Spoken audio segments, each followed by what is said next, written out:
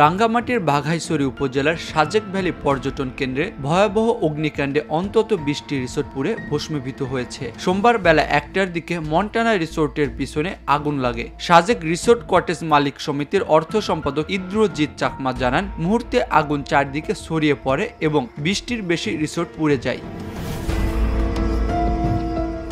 স্থানীয়রা জানান, দুপুরে অবকাশ রিসোর্ট থেকে আগুনের সূত্রপাত হয়, তবে এর কারণ এখনো অজানা। সাজেকে ফায়ার সার্ভিস না থাকায় আগুন নিয়ন্ত্রণে বেগ পেতে হচ্ছে। Abakash resort, eco valley resort, মেঘসুট রিসোর্ট, মন্টানা ও মারওয়াতি রিসোর্ট পুড়ে গেছে এই আগুনে।